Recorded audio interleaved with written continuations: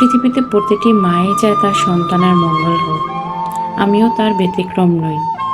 আসসালামু আলাইকুম, সবাইকে আমার ইউটিউব চ্যানেলে আরও একটিবার স্বাগতম। আজ অনেক দিন পর আপনাদের সামনে আরও একটি ভিডিও নিয়ে হাজির হলাম। কিছু মানুষ আমার সন্তানের কাছে ভালো হতে চায়, কিন্তু তার ভালোটা একটুও চায় না। তারা বুঝতে চায় না একটা ছোট্ট প্রাণের কত বড় ক্ষতি করে ফেলছে। একটা বাচ্চা জন্ম নেয় মায়ের কোলে, কিন্তু বেড়ে ওঠে চারপাশের আচরণ, ভাষা আর অভ্যাস থেকে। তাই একটা শিশুর জীবনের পরিবেশটাই সবচেয়ে বড় শিক্ষক।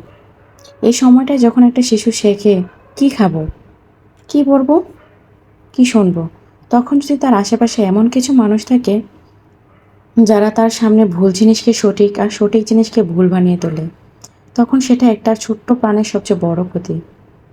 আমি যখন দেখি আমার সন্তান এমন কিছু খাচ্ছে বা করছে যেটা তার শরীর বা মনের জন্য ক্ষতিকর, আমি বাধা দিই, কারণ আমি জানি এটা আমার দায়িত্ব।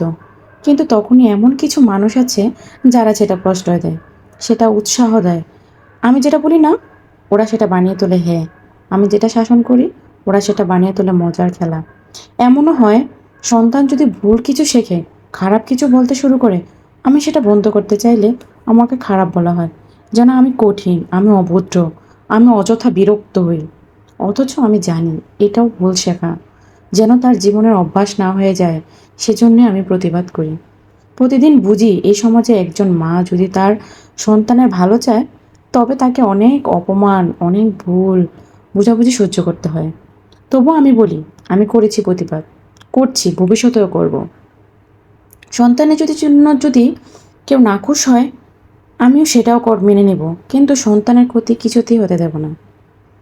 যারা মনে করেন একটা শিশুর সামনে নিজেকে ভালো বানানোর জন্য তার মাকে খারাপ দেখালেই হবে, তারা একবার ভাবুন, আজ হয়তো আপনার অভিনয়টা সফল, কিন্তু কাল যখন সে বড় হবে, সঠিক ভুল বুঝবে, তখন কি করবেন? কি শিখিয়েছেন জীবনে? তাকে কি শিক্ষাটুকু দিয়েছেন? আপনার নাটকটা খুব ভালো করে ফুটিয়ে উঠবে। এভাবে এক বাচ্চাকে নিজের দিকে টানতে গিয়ে তাকে যে বিভ্রান্ত করে তোলা হচ্ছে, তার ভবিষ্যতের ভিতরটা নড়বড় করে দিচ্ছে। নিজের ইগো, প্রতিযোগিতা বা ছোট করে দেখানোর চেষ্টার মধ্যে দিয়ে কি একটা সুস্থ স্বাভাবিক বাচ্চাকে বেড়ে ওঠার জন্য বাধা হয়ে দাঁড়াচ্ছেন না তো? এটা ভালোবাসা নয়, কখনোই না। ভালোবাসা মানে তাকে গড়ে তোলা, সঠিক শেখানো, এবং যখন মা না বলে তখন সেটা কেন বলছে সেটা বোঝানোর চেষ্টা করা। কারণ মা তো চায় না, মা শুধু চায় সন্তানের ভালো।